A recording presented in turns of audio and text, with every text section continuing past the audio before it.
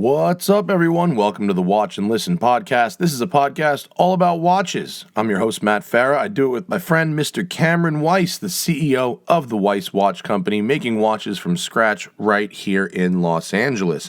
This episode of Watch and Listen is brought to you by Crown & Caliber. Crown & Caliber is the number one place to buy a secondhand luxury watch on the internet. And make no mistake, you should only be buying luxury watches secondhand on the internet. The initial depreciation on most watches is horrible.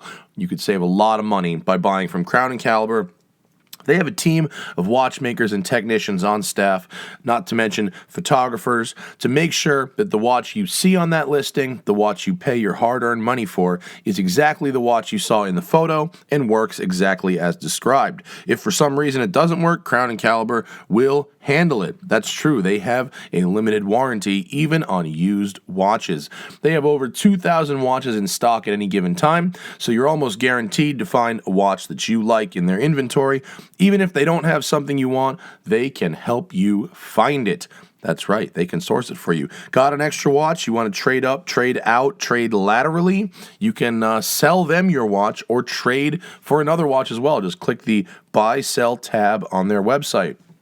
And for watch and listen listeners or watchers, you can use code CAM150, that's CAM150, CAM150, to get $150 off your first purchase at Crown & Caliber from your friends at the Watch and Listen podcast. Check it out, CAM150 at crownandcaliber.com. We're also brought to you by Beeline Coffee. I love my Beeline Coffee. I drink it every single morning, including this one. That is the smoking, or it's hard to say, the roasted tire, because I'm so used to saying the smoking tire. The roasted tire is my custom blend with Beeline, and it is just delicious. It's like a medium body, it's lighter roast, it's got a bunch of caffeine in it, gets you going in the morning, and it tastes delicious. I drink it every single morning. I love the stuff. Use code CHRONO at Beeline Coffee to get anything in their inventory, whether it's 1 pound, 10 pounds, or a year's supply, at 15% off. That's code CHRONO at Beeline Coffee for 15% off. We love the stuff. Oh yeah, on this episode of the Watch and Listen podcast, we're talking about modifying Seikos. The Seiko is sort of like the LS engine of watches. It's a great starting canvas. It's not a particularly refined or beautiful item out of the box, but thanks to the aftermarket, there are ways to really improve the look, the feel, and the functionality of a basic off-the-rack Seiko. We've got Mark Almeras from the AverageBros podcast in. Don't be confused by the name. That's a show about watches, and it's a really good one. Follow them on YouTube and on Instagram. And Mark brought some examples of his modified Seikos for us to look at, and man, they are really impressive. So here it is, modified Seikos today on the Watch and Listen podcast.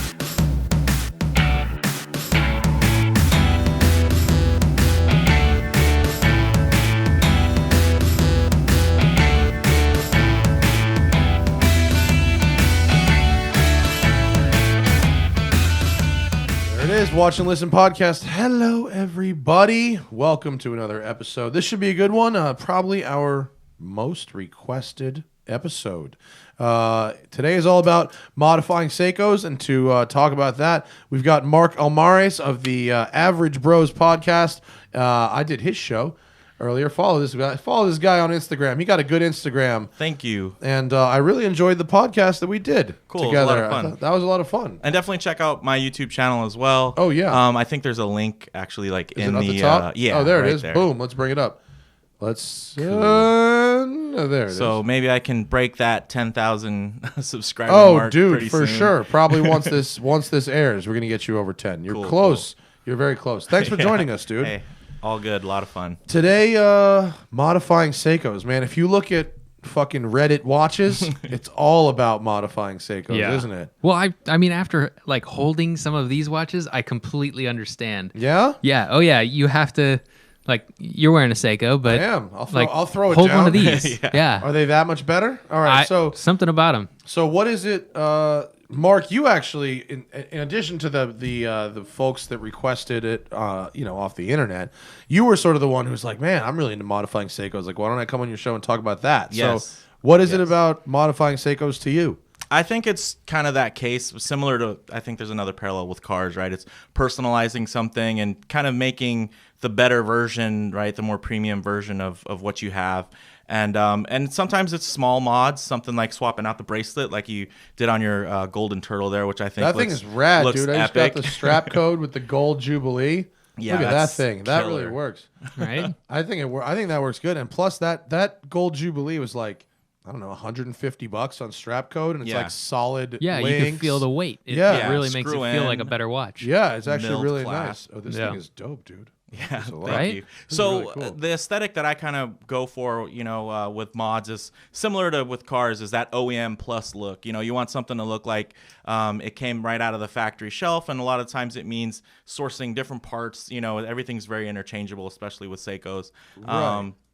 So I can't actually tell what you've done here, but it's Right? nice. It looks like Seiko would sell that. Yeah. But it feels like a way higher quality watch than Seiko sells. Yeah, so if you buy a Seiko, for instance, my little gold turtle here. Yeah. That thing was like $400 or so on Amazon. Yeah. And like the basic unit was totally fine, but like it came with a fairly cheap rubber strap. So that was like my first thing, was like put a new strap on it. That seems to be like the jumping off point. Oh, definitely. And then where else do you want to go about modifying this stuff? If you're going to look into some of the older models that don't have like hacking hand windable movements, you can actually upgrade to Seiko produced hacking hand windable movements.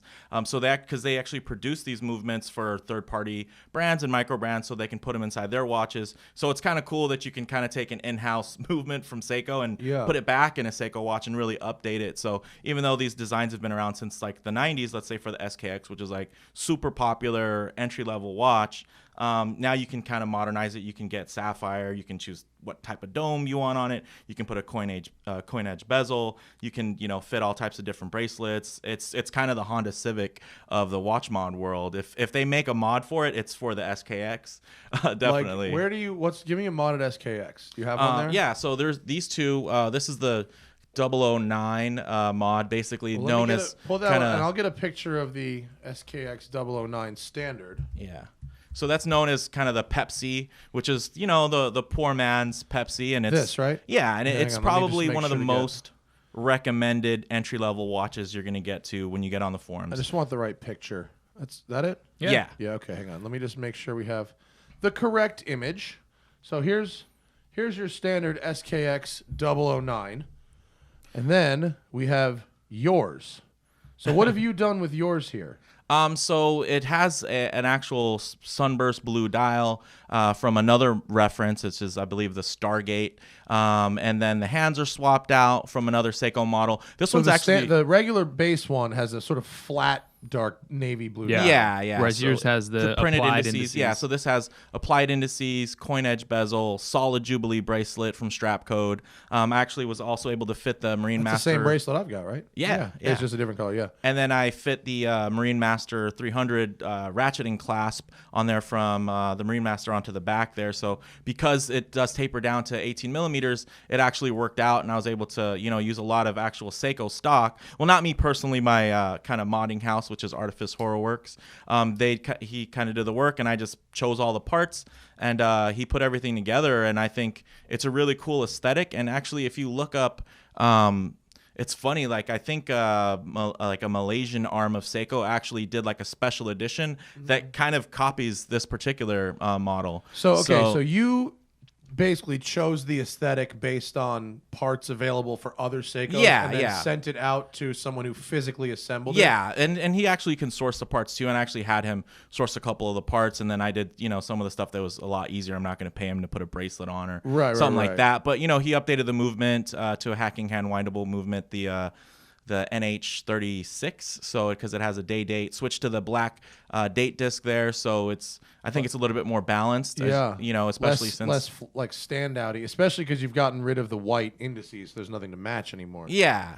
And so then wait, okay, so how much is a regular SKX 009 like this? probably under $200. You can Okay. get them for probably around $180, depending on where you get them. There's different markets and different little nomenclatures. If you want to pay a big money for, let's say, the J model, which is the one that's for the Japanese domestic market, the JDM status, you pay a little bit more, but generally it's a super entry-level watch that you can get that people have. And some people put real patina on these that have had them forever. I've met tons of people where you kind of take a look at their wrist and they have like a genuine ghosted bezel because it's just a watch that they wear every day, go surfing with. So then how much is involved to get this to get yours to where it's at now? At the time, I think he actually offered to duplicate this particular watch at around like $600. I think the prices have gone up just because of the demand. So people were kind of on waiting lists, like, oh man, that's kind of like my ideal. If let's say if a higher end arm of Seiko was to produce this watch, I feel like that's what it'd look like. So basically, since he's like a guy who's doing this in his garage, as a kind of a side gig, it was one of those things where he kind of had to raise the price just to keep some people away from trying to nickel and dime and kind of haggle to really cut down in the cost. It looks like a much higher quality item. Yeah, though, doesn't even it? the fit and feel of the bezel, like the clicking, everything's nice and tight. The hands, everything looks gorgeous. There's a lot changed on this. Yeah. Though. You got new dial, new bezel, new indices, new hands, new movement. I mean, what's left is really just the case. It's pretty much the case. Yeah, right? even Case the and case back? Yeah, well, actually, the case back swapped out, and even the crown is a signed crown. Yeah, that's right. Versus the unsigned that you would normally get. So, and that's a Seiko genuine signed crown. Why would you even? Why buy a base watch? Why not just buy a case at that point? Can you just buy a case and that'll I think be that? there's actually companies now that are putting out cases that you can just mod. I think they even have one with like a 3 o'clock crown for people that don't like the 4 o'clock. I think that's definitely an option, especially as the kind of new old stock on those original SKXs starts drying up. But yeah, really rad looking watch though. Yeah, That's it's nice. one of those ones that from far away you're like, oh, cool, that's a 009, right? Like you kind of recognize it, and then you're like, oh, you kind of get drawn in, and you're like, well, what's that? Is that like some new thing? And it's kind of fun because you post this stuff, and somebody asks you, hey, what's the reference on that? I want to buy that, and it's like, oh, it's actually custom. Yeah, can't have it. Sorry. Yeah. And if you do want it, it's probably going to cost you more than you really are willing to pay. Cameron, what if you wanted to not pay someone to assemble this? What if you wanted wanted to do it yourself? yourself? Yeah, how hard is it to do something like this? Minimal tools. I mean, you start with something easy, like just Bezel change. swap out the bezel. Like, you just do you just pry the literally bezel. pry it off and Yeah. pop another one on? Case knife, $10 on Do you have- Amazon.com. Do you have one here? Yeah, I have an old case knife here. I'm pretty sure. Somewhere, have one. somewhere in the tray of goodies. Yeah. So here's my case knife. Should I let you pry my bezel off if you want? You can on mine if you want. Old case knife. You Here, can buy it a new under one the, of these. under the good camera. Yeah. Here, Oh, has it got the yeah. Oh, wooden yeah. handle? Yeah, so this is an old one that I got from a retired watchmaker. It was just in a bench that he gave me. But you basically just pry underneath the bezel. That's it. You want to be careful not to scratch things, so you want to Yeah. have really good leverage on it and hold it Put a securely. little microfiber over it. You can put microfiber, or you can take Ziploc bags and kind of wrap the watch up with Ziploc bags so that if you slip, you don't scratch it. You just pop the bezel off. You could replace That's it. it. You just have to find the right people online, and it sounds like you kind of have a network Yeah, of where to buy these parts. That's there's- probably the hardest part, is figuring out where to buy the parts. Yeah, there's definitely some guys who've really been around the industry for a long time, and some of them, it's funny, like they just stay successful, so they don't have to change or grow. Like one that's really funny is Yaboki's, which is Seiko Boy backwards. Literally, this is his shop. You go onto his Photobucket account, which who still uses Photobucket? Nobody. This guy apparently, and you just look at parts, and then you kind You of just okay. Here, look. Here's a Japanese. you can get the date kanji wheel, date wheel. date wheel set. I am a big fan of the kanji date wheel set. Oh boy, this Photobucket's slow as fuck, son, and has ads on it. Damn it. I know, Oh, but the boy. thing I is have to come this back guy to this. has, he has business coming to him, basically. Oh yeah, no, I understand. So I love the subtle art of not giving a fuck. Wait, Yeah. what happened here? Here, check this out too on His this website one. just stinks. What do I do? Oh, here we go. So here's got Yeah. a Oh, tuna. switch over to the site on the camera. There you go. What is going on? Yoboki. Zoomed in too much. There it is. Yeah, so like right there, that's pretty cool. You can get like a metal shroud for the resin shroud that's, on some of these new solar tunas, which is really cool. So you're kind of doing those little mod upgrades. I just clicked a random link there, by the way. Well, yeah, then the nice thing is instead of like shelling out for like the multi-$1,000 Seiko tuna, which has tons of lineage, you can get like the cheaper version, and then you can kind of spice it up and throw a metal shroud on it. And it's like car stereos in cars. Yeah, pretty much. Yeah. What were you going to show me there, Cameron? For the day on this one, zoom in on it. Yeah, zooming in. So you see, you got Tuesday over there. Yeah. Well, you got Roman numerals. Oh, Roman numeral date. That's cool. Yeah. So the other option on this one here is the Roman numerals. That's cool, but like not so useful. It's just. I mean, I guess it's it more struck useful. me it's as one of those something things awesome. that, like, depending on the market you're in, there's different stuff. So Yeah. What market is OEM Roman numerals? But check this out. In Sunday. Ancient Greece? I think it's one of those generic. Look at that, all red for ones. Sunday. Red Sunday. All right. It's got to be a Christian market, right? Heavily Christian. Don't fuck around on Sundays. My regular turtle has a Spanish dates. Ah, Or yeah. It alternates That's English one of the more Spanish. popular ones. That's for like, sure. probably just standard, right? If Yeah. you buy US model, that's just you get English Spanish. Yeah, chances are. And then I think another popular one is like Arabic. Arabic would be boss. Yeah. Yeah. I would fuck with the Arabic dial. Does Seiko boy make an Arabic dial? I wouldn't be surprised. I mean, it's just the process. Here's of clicking here's through so much. kanji. Yeah, do you just literally just keep clicking through his pages and oh my god? And then you You just could see spend like so many pretty much hours. anytime something new comes out, he's making his version of it, and then it's pretty cool because basically it's kind of a tried and tested thing as far as fitment goes. So is this dude making these parts? Is he just milling them, or is he finding them from like factories somewhere? Like he's got a guy. He's got to have a factory. Yeah, I gotta mean, have a guy, he's been right? around so long. I would think that the margins he's making on these, because he doesn't sell them for a lot. He's probably decently far in the manufacturing food chain.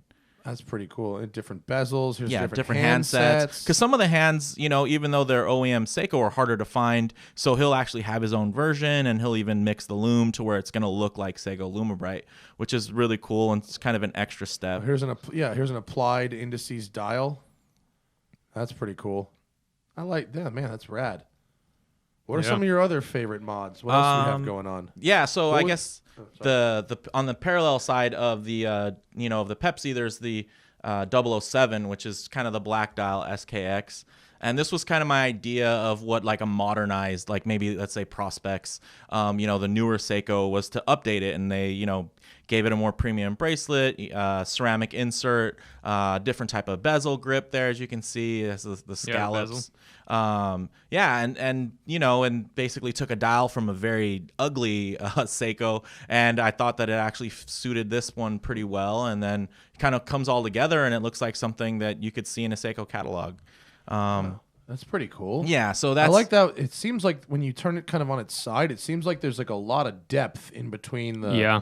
Is that just the magnification of the lens of the glasses? No, so the bezel kind of like sticks out and has a little bit of an angle to it. So the outer diameter of the bezel is a little higher than the inner diameter. And then you've also got the dome on the crystal that kind of comes up. Did you change the crystal too? So So sapphire, double dome crystal with what is a AR sapphire? coating. Because this one is like a regular crystal. Like mine is like the flat crystal. Yeah.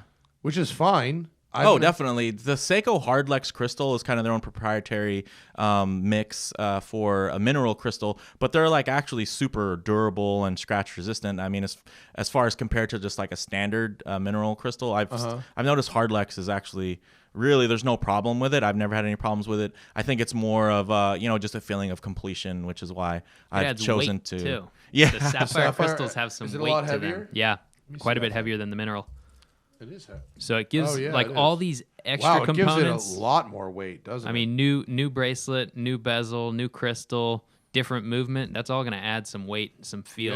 yeah. I think that what do these does a lot sapphire for the crystals go Seikos. for? Like $30. Really? Is Yeah. that all? Yeah. So Yeah. it's not too shabby. One of the things is, of course, I'd say the The AR depth of that the is AR awesome. coating's probably not going to be to the same level that you're going to be used to, where it's going to be a little bit more invisible. I think you can really kind of see like the blue or purple hues when it's getting reflected. But it does the job. The ratchet is interesting. Yeah. So you put it on loose and then you tighten it down. Yeah, well, basically, it's a true diver's extension versus being something that's for when you're wrist gets swollen and heats up. So it's not really. I feel like the sapphire crystal is reflecting more of like the ceiling light. Normally, definitely. It's a cool normally bracelet we record during the day. Sorry, folks, for at home. We got to use the lights today. My bad. But that's a really nice piece of hardware. Yeah. If the extra weight is really noticeable. Yeah. That's where I get it. And it's The got a weight- good balanced weight too. It's not like Yeah. head heavy or whatever. What do you call that? Top heavy? Yeah. Yeah. When the The biggest thing for me with the Seikos, like the quality wise, I notice in the bezels, the feel of the bezel Yeah. and the feel of the bracelets. Super So, tinny all the way Yeah, around. it just it feels cheap to me. Mm-hmm. These all feel like a much more expensive watch. Even mine, the addition of the Jubilee bracelet, it makes world a of difference. huge Oh, yeah. difference. Yeah. I'm super happy. This bracelet's from Strapco and it was $149. I'm super happy with it. Yeah. It's really good. And it looks like it came with the watch. I yeah, mean, it they matches matched up. It matches perfectly. up, right? Yeah, they Yeah. do good. This is where I pulled up strap code. Where was it? No, there it is. There's a place I like this place strap code. They have like every possible option for Seikos and other stuff too. Actually, now that I think. Oh about yeah, it. they have like crazy. I think even like Rolex. They have actually like straps and- identical sort of knockoff Rolex oyster straps and clasps and stuff like that too. Yeah. So I'm about Strapco. They're good. They got me. This thing showed up in I don't know 6-8 days. Pretty good. Yeah. I'm about it.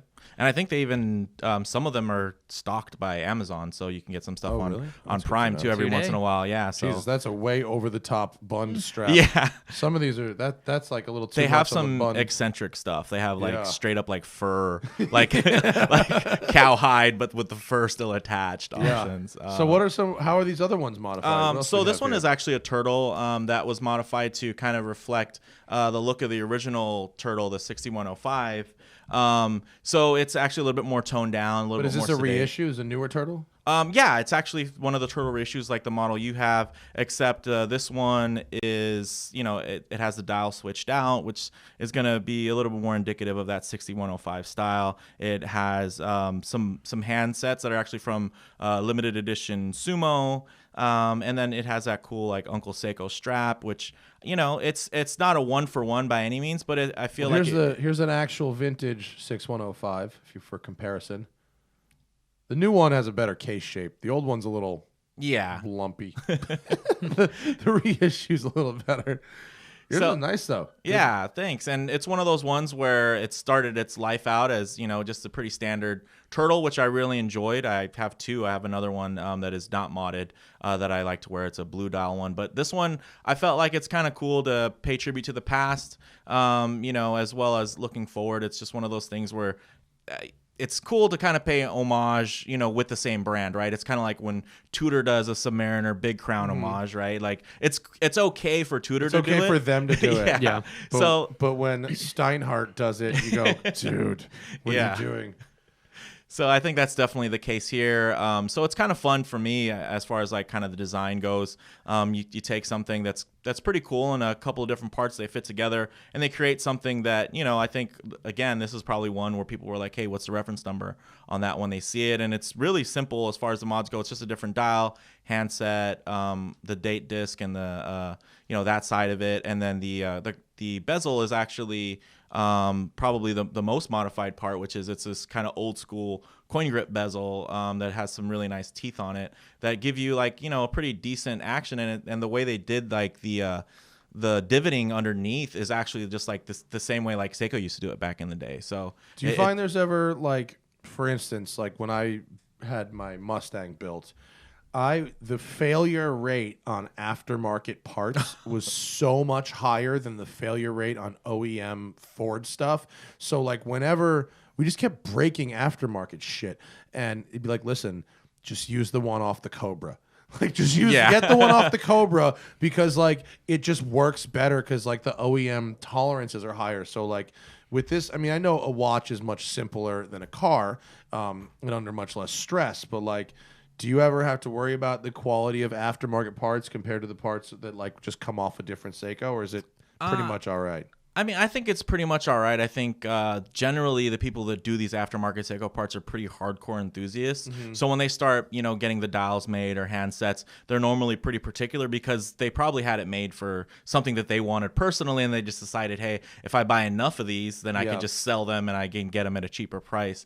So I haven't seen that too much, but I personally prefer to use a lot of Seiko stock just because the finish, everything's a little bit more consistent as far as the loom application goes. And then again, it ties into that look where, it has Seiko written on the dial. It's, I try to match it to where, of course, the water resistance is still going to be the same. So, the only thing where it's going to really vary is where it's going to have the little part where it says the movement. And then, of course, if it's an updated movement, then that's not going to be accurate. But, for OCD wise, I think I can live with that. But everything else, like on the back of these actually had like the case back engraved, like updated with like the newer specs, because the old case back would say like the old stuff that was on there. So it's actually, does it, you had a custom case? Yeah. So I had it basically like laser engraved. So it'll actually say like, the updated movement that's in there. It'll say Sapphire, all that stuff. Is that so when you go to have it serviced that the person who services it knows what's in there, or is it so just for your? It's more of just kind of a feeling of completion and feeling like,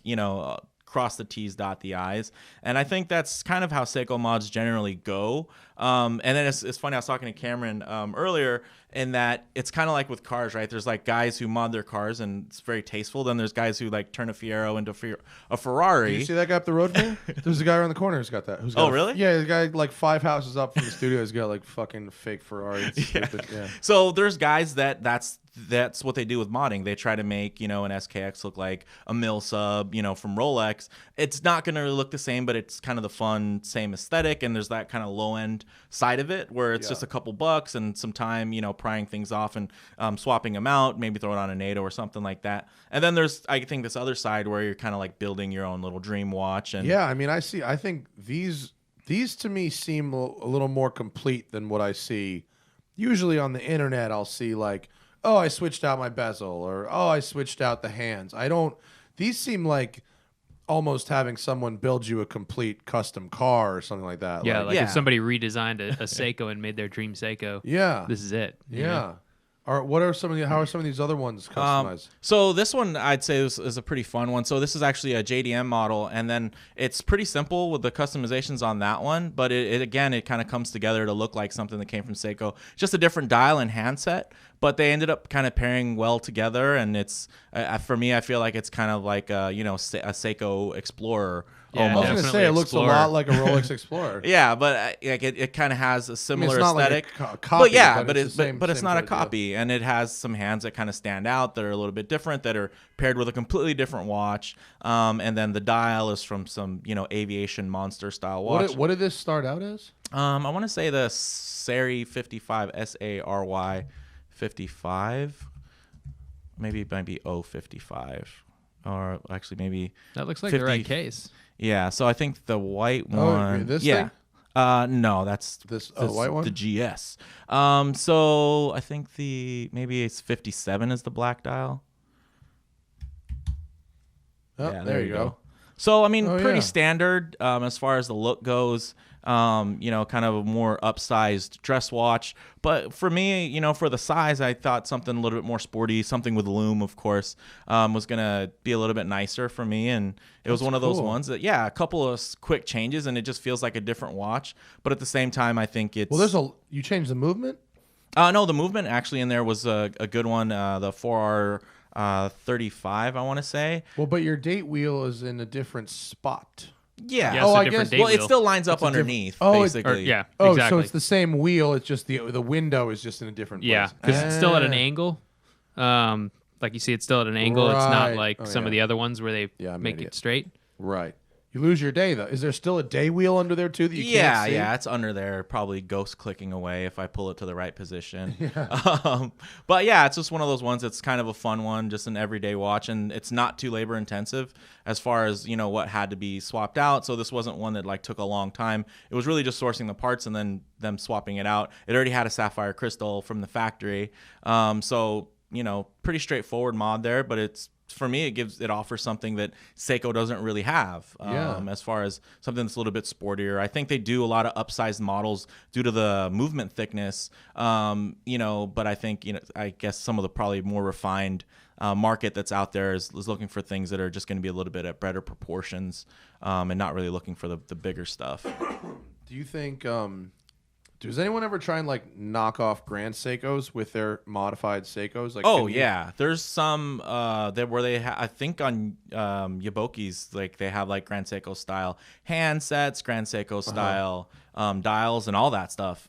So it's pretty crazy. That seems like the kind of thing that somebody would do. I feel like I feel like because there's customization, but I feel like if you could take a $500 watch and make it look passably like a $5,000 watch, that's definitely the kind of thing that humans do.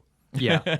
I'm just looking through Yaboki's to see if I can find an obvious Grand Seiko knockoff, but his Photobucket stinks. Yeah, this guy's sometimes when these people are too good at their shit, they're not forced to figure out the fucking technology. Is this really how this dude does business? That's amazing. It's crazy. I think if you go to the albums, it might be a little bit easier. Like if you want to whole website is like straight frozen. Yeah. But you can take my word for it. There's some Seiko style, Grand Seiko style stuff that people do. Yoboki's. There we go. Sorry, it totally fucking crashed the web browser. I bet you actually, if you do like Yaboki's Grand Seiko and Google, you could probably find a picture maybe a little bit faster. I bet you're right. I can. Grand Seiko. Let's see what we got. These look like some knockoffies. Well, that one's an actual. That's the real one. Yeah. I don't know. Come on, Samurai. Google. Come through. Come through for us. I don't know. Maybe. I like this one. This one's cool. So that's another really popular one. It's basically this one is dope. They do the 55 fathom style. Yeah, that one's really good. They make it look like the Blancpain 50 fathoms. Yeah, and then you can like put that on a sailcloth strap, and it's actually like only 42 millimeters versus like the 45 of the actual Blancpain. So it's actually pretty wearable. And again, it's of course a Seiko, so you can upgrade the movement if you want to. That one has a display case back, so you can even see the movement out of the gates, and they have all types of different options. That's a really nice one. I like that a lot. I mean, Seiko cool. Actually, the stock watch looks a lot like the 50 fathoms. So I think it's one of those things where they just took it and tweaked it a little bit, and then it just makes it more of a clear homage. Let me see how the Seiko one looks. What's the standard Seiko one? Yeah. Oh, that's not so bad. Not too bad. And I think the average casual watch person probably won't recognize that one versus that one. Oh man, you can really the difference in those hands and the indices and stuff is so noticeable though. Oh yeah, it's pretty rad. I like that a lot. What do you think it costs to turn this into this? Oh, those are actually super affordable. I want to say you could probably find them. I shouldn't say super for what they are, I guess. You can actually find those, like different people will actually pre-mod those because they sell so well, like on eBay. You can see them for like probably $400 or $500. That's like not so bad. Depending on what you're gonna if you're gonna upgrade the movement too. Yeah. But yeah, a lot of those guys, they kind of can charge what they want because it's a little bit daunting if you really want to get into swapping out dials and handsets and stuff like that. Not as easy as just a bezel or a bracelet. Man, Cameron, how hard would it be to start doing this shit at home? It wouldn't be that hard. If you got some basic tools and took your time, if you weren't that's the great thing about Seiko. You don't have to be worried if you scratch one of the dials. It's like, oh my God, it's going to cost $10 to get a new one. Yeah. Not a big deal. So you just kind of play around. That's why I think it's so much fun, because it's not so hard that you can't do it, and it's also not so expensive that you're like, well, I bought a new dial for $800. Right, yeah, right. I have to have a pro do it, because if I mess this one up, I'm broke. What's is there YouTube tutorials on doing it? Oh yeah, I'm sure there are. Actually, I've seen a couple of people where they start out, they have a mod that they like, and then like, hey, I'm gonna buy some stuff and I'm gonna review, the different types of tools from Amazon and let you know how it goes. And they fast motion through everything, and they're like, hey, here's the watch at the end. So yeah, it's definitely pretty popular thing right now. If you wanted to mod one of these watches, like full, like one of these ones, you'd need some way to open the cases. So just some sort of screw down case back opener. Here's a basic article from Gear Patrol. Yeah, see, he's got how like to basic mod. tools. Oh, this doesn't see. Oh, here we go. Here's a little step-by-step free plug for Gear Patrol. Clean the work area, watch, and your hands. Remove the case back. Remove the crown and movement from the case. Replace the crystal. What is this? A crystal pressing machine? Yeah, and there's like really inexpensive versions of tools that you can find that you don't have to get like the Bergeron. You don't need the professional grade tools. Because if you're hands, remove the only reason you severs. need the professional grade tools is if you're doing this professionally and you need your life to be as easy as possible and make sure you never damage anything. The guy who's modifying that in that article, he had a watch mod thing called Watches by Nick, and then he went to watchmaking school, and now he has a brand called Orion, which is pretty cool. So he kind of climbed the ranks, and he started out just selling basic Seiko mods, and you could see he was popular enough to do an article for Gear Patrol, and then now he actually is selling like his own. What's it called? Orion? Yeah, Orion watches. Let's see what his watches look like. Do we know them? They're not bad. Yeah, so this is like his first like full-on independent model. It's called the Calamity. I think it ties into to the 666 as far as the water resistance. Kind of fun little play, but that thing's really thin. It has this engraved. Cool. Yeah, that's actually how he really picked up a lot of steam. Is he would do these custom engravings on like basic watches, and then he kind of decided, hey, well, let me source my own case and my own handset and this and that, and then he applied some of the engraving stuff to those, and it kind of grew and yeah, now he's like a legitimate. How interesting. Good for him. Yeah, so it's pretty cool to see stuff like that. You have that kind of grassroots watch building that's still pretty prevalent in the US, which is nice. I guess you can make a career out of it if you practice it enough. My friend Bozy, who is like a car mechanic, and he's really just interesting in engineering stuff. He bought a bag of broken Seikos by the pound. Oh wow! On eBay, he bought like 2 pounds of broken Seikos or 3 pounds, and he just figured that he could find some with working movements and find others with usable cases and dials and reassemble them in the right way. And he actually was able to. And he made a couple working watches out of it. That's pretty good. Yeah, nice. He didn't, and with no previous training at all. Yeah. Now he's buying them on the Japanese websites, like the super nerdy JDM stuff. But. Well, yeah, I mean that kind of worn in patinaed look is definitely pretty big right now. So there's people that'll bleach their dials and bleach the bezels and put coffee stains on the dials and do all the stuff to make it look older. So it's nice when you can actually save money by just getting to the genuine article. I like fake aging. Fake aging can be fun as long as you're not trying to pass it off as real aging. Then it's a little dishonest. What else do you have in the pile? So this one's actually a pretty cool one, which I felt it started out its life as this Seiko Stargate. If you want to look that up, it's not an attractive watch from Seiko out of the gates, but it had some pretty nice features. So, of course, Yaboki's comes out with a different bezel option. I think the biggest turnoff on this thing was the bezel. It looks like the Stargate from the movie. So that's how it got its nickname as the Stargate. It looks kind of funky. But then, just switching out the bezel. That's actually the Stargate from the movie. It's because it's got the thing on top of it. It's got that key thing, that keystone thing on top of it. Yeah. You're right. It's not a particularly attractive. Yeah, and then it had like this weird, elongated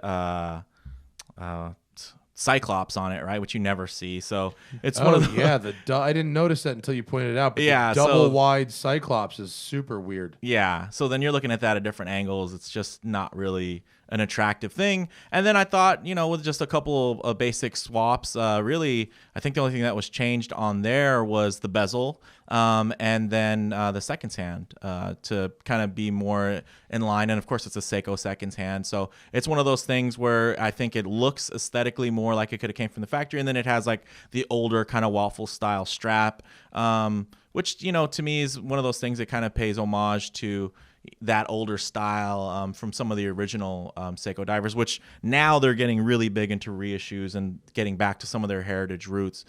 So back when this was kind of modded together, that wasn't really available. So it was pretty cool to kind of have something like that and then see it kind of come into trend later on. So now like everybody's producing their own version of that type of strap. Listen, I think you definitely have improved this one. Yeah. This weird tooth thing on the top of this. Yeah, one. and then the bracelet. I mean, it's just this weird and kind of like Cameron was saying, like, and this is one of the better Seiko bracelets is the bad part, right? But it looks horrendous. Right? The design on it is just like there's a lot happening there, isn't there? Yeah, and it's clearly meant to look like it's separate pieces, but it's just not deep enough or like. And then I'm it's not a big defined. fan of this retaining ring.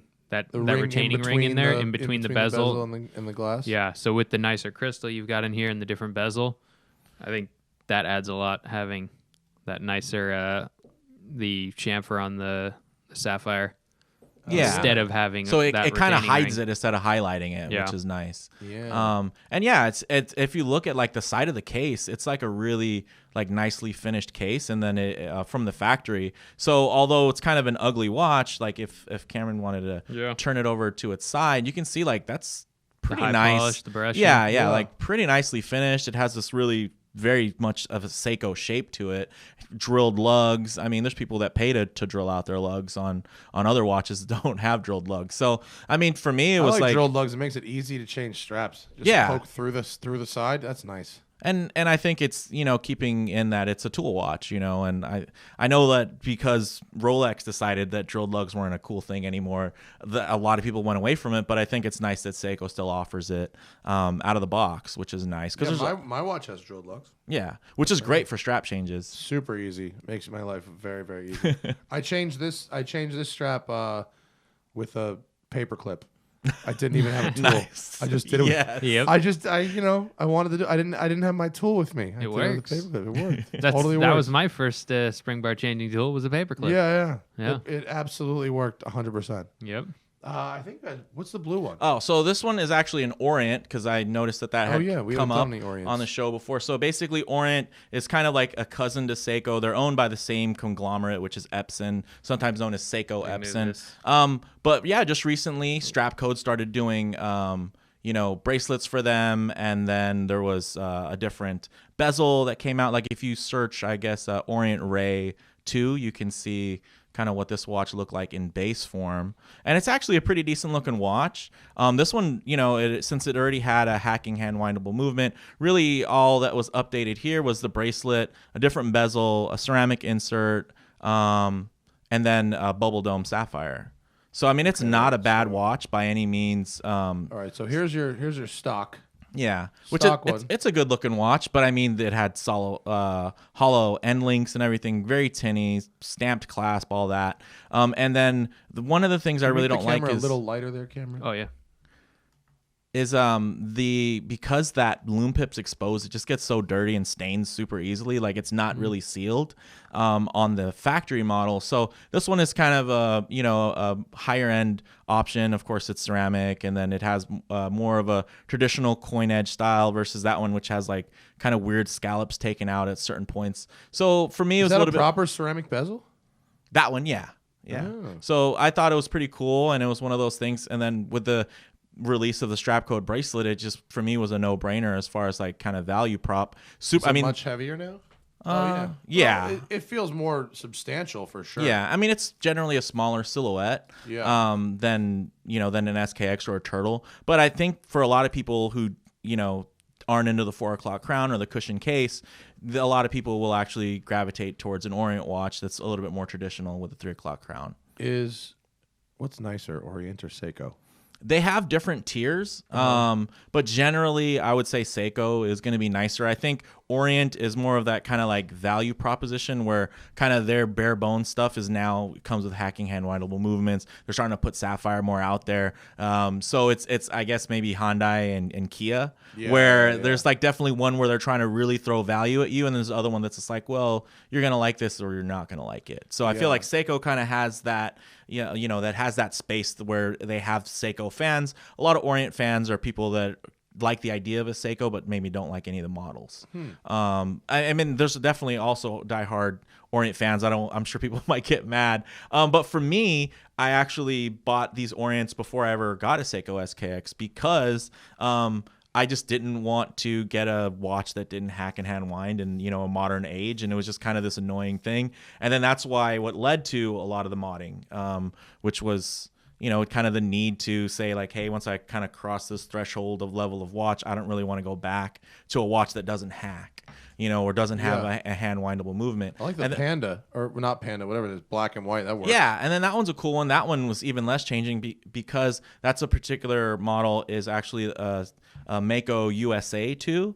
So really all I changed was the bezel and the bezel insert, and then I actually did some funky stuff with the bracelet, where I took the bracelet from a JDM model and that actually fit into the solid end links. This is kind of the nice thing is that Orient actually has a pretty good US presence, and they've listened to the customers, and the consumers are like, hey, we want something with sapphire, we want solid end links, and then they produced it. And then for me, I was like, well, that's awesome. And then what else can I do? Okay, I can get a better bezel and bezel insert. And then I actually, kind of with that OEM plus feel, I put on the JDM, I think the Orient Kingmaster Oyster bracelet, and then the Saturation Divers clasp, which is very similar to the Marine Master clasp, which I think maybe slightly less finished because it's a little bit sharper to handle, but it has that same ratcheting clasp. So there is some part sharing that does happen. I haven't seen any movements that were shared between Seiko and Orient, but as far as some of the clasps and stuff like that, I think it's pretty clear that movements are not shared. Yeah, as far as I can tell, I've never seen one that actually had a share. I was really surprised when they came out with their hacking and hand windable kind of bargain entry level movement. I was thinking it was going to be like a Seiko movement, like from their 4R series, but it's a whole new kind of, well, I shouldn't say whole. It's basically an updated version of their tried and true kind of minimalist I would have movement. thought they would have shared movements. That's odd. So I don't, it's one of those things where it's debatable how much they actually are connected. They definitely have the same parent company, but it doesn't seem. Different factories, different design teams, different everything. Oh yeah. So it's one of those things where a lot of people just assume that it's Seiko Watch owns Orient Watch, but it's really like the conglomerate of Seiko Epson happens to own Orient, so they don't share too much, but when they do, it's kind of cool, and it helps with crossover parts if you're into modding. And that one was pretty affordable as far as the changes that kind of went into making it something I felt that was like kind of a more premium standard, which was nice. So I'm going to play devil's advocate for a minute. At what point do you not just get a better watch? The reason I bring this up is not because I'm against modifying or anything like that, but I've gone through this with cars. My whole life I've grown up modifying cars. Now I go, well, I really can't turn one thing into another, and there are certain intrinsic values about certain nicer things that you just simply can't get by modifying something less expensive. Now, Cameron and I have discussed the sort of price levels where you start to see differences, right? And I don't know, if I remember correctly, Cameron, you said there's not a whole lot of difference up from like a $500 watch or $1,000 watch until you get to like $3,000, right? Yeah. There's a lot of branding in there. A lot of it's marketing. Yeah. Right. Yeah. So, Cameron, what do you think? At what point do you just get a better watch? I don't know. I would say that the feel of these watches, I think it aligns with some of the $2,000 divers out there that you'll see from like Tudor and stuff like that. Yeah, obviously, they're not going to have the same quality of movement, but as far as the feel and the look and like the overall, like the weight, and the when I hold this, I think that aligns with the Tudor. No problem, except for the movement. Well, that's really cool. That's cool like, of you to say. I'm very impressed with these. Yeah, like I think there's a lot of I don't think that there's many of the entry level like Seamasters that are significantly nicer than this. Yeah. Like the wavy bezel ones. Yeah, and you're looking at not those... like a dope Planet Ocean or something, but like Yeah. an entry level Seamaster, I think is like on the same level of like fit and finish and quality of this. Yeah. So then the only thing is like brand name. What's the brand name? Like what does it mean to you to tell somebody I've got a Seiko instead of telling them I've got an Omega Planet Ocean? You know, or whatever you're I can comparing certainly it to. tell you, as someone who wears Rolexes from time to time and who owns a Grand Seiko that costs more than the Rolexes. Yeah. If you care, buy the fucking Rolex. Yeah, You know what I exactly. mean? Yeah. The Grand Seiko is probably the nicest watch I own in terms of quality. No one ever asks me about it. It's invisible. It's utterly invisible. Yep. I think it feels great. You know what Yeah. I mean? It's beautiful, and if you really get close and start looking at shit, but like nobody cares. Yeah. But if you wear a Rolex, you can see that. Yeah. You can Although see I that think little crown. With the Seikos, especially like some of these Seikos, they're almost becoming like they have like a cult following. You know? For sure. And you could Yeah. go to a Hodinky meetup or something, and someone will be like, "Whoa, is that the Seiko?" Whatever. Yeah. Well, you know, I was just at the racetrack all weekend. Everybody was. I wore this because I thought this would be fun because I got my gold jubilee and I was excited about it. But two of the other drivers, two of our mechanics who were working on the car, and like 3 fans were all wearing Seikos. Like it was definitely like the prevailing watch of people who are at racetracks working on or racing cars. And I noticed this shit. Yeah. Like you go to the Delta First Class Lounge, everybody's got a Submariner. Yep. Fucking everybody's got a Submariner or a Breitling. Those are your 2. Yeah. You know what I mean? And they're the terrible Breitlings too, not the good ones. Occasionally you'll see a Navitimer, but they're usually the terrible like Colt quartz ones that look awful. But like dozens of Submariners all over the place, blacks and black bezels and whatever. But like at racetracks, I see a ton of these. Yeah. A ton of these. Seiko fascinates me for that reason. Because Well, like I said, I'm not so impressed with the stock Seiko. I would never buy one. I just would not. The quality, it doesn't feel there. I couldn't wear it and feel like this is a quality watch. Mm-hmm. These ones are completely different. So for a few the $100 weight more, the weight is so I would much different. much prefer something like that. This one is really heavy. Yeah.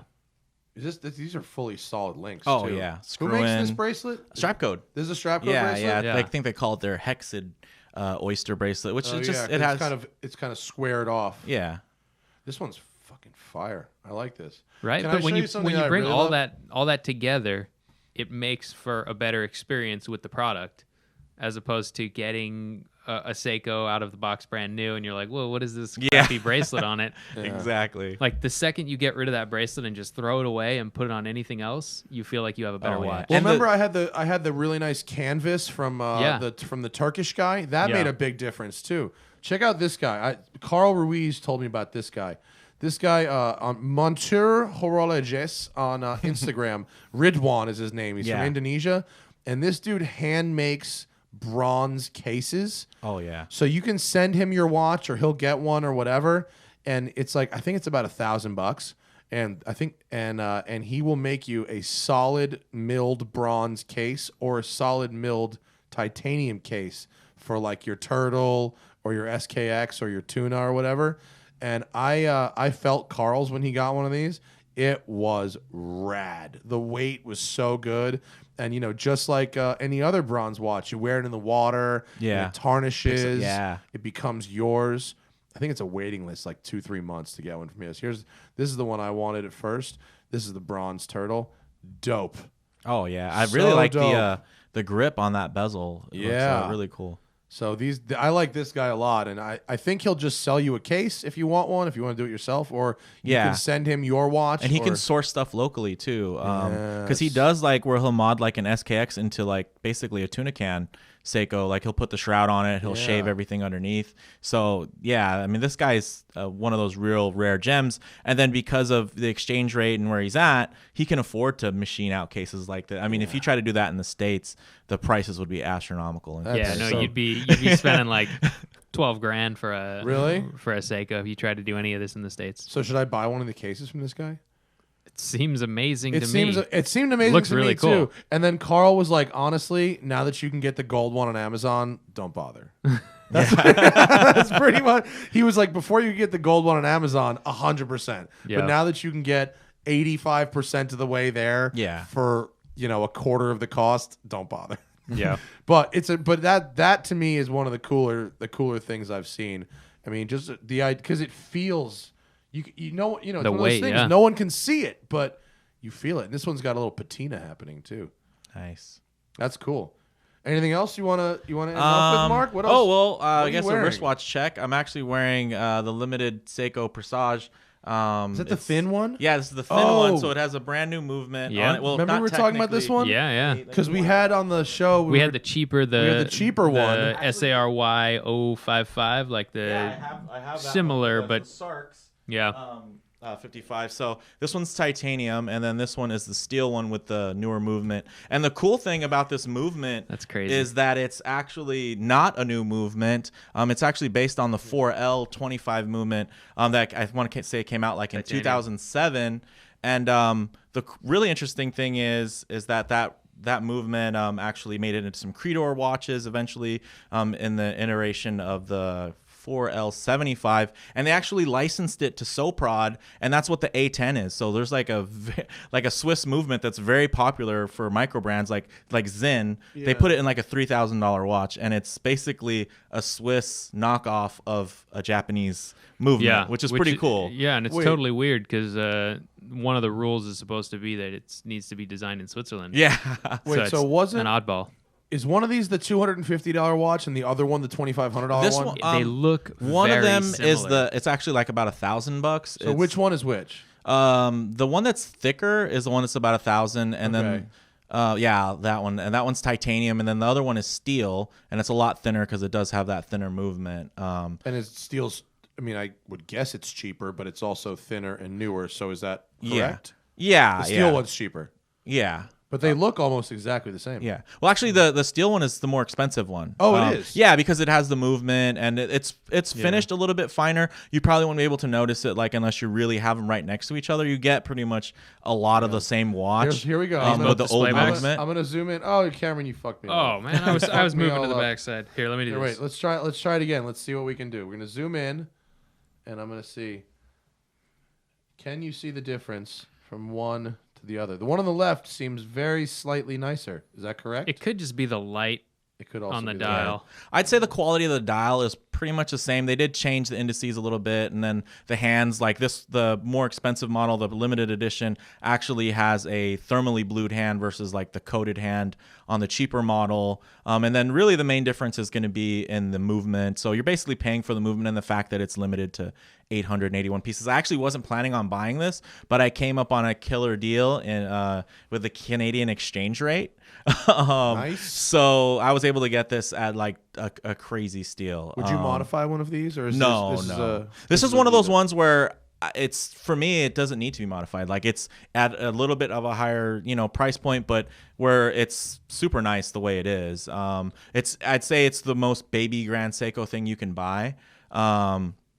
The movement's really great. It has like such an interesting history in that, it's basically licensed to a Swiss brand, and they had to make little tweaks and changes to actually be able to re-release the movement again under this new 6L35 range. But right there, that's the pretty standard 6R movement that you'll find in some of the more expensive Seiko models.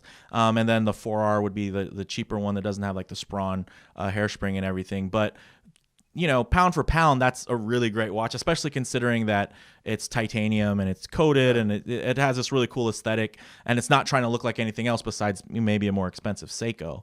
And then the thing I really like about this one, the steel model, is that it's just so thin. I mean, I think you can, when you look at it, you can't really tell that much of a difference, but when you have it on wrist. Here's a good compare. You want to compare one of these? Next to any of the dive watches. Here, let me just zoom out a little bit here for you.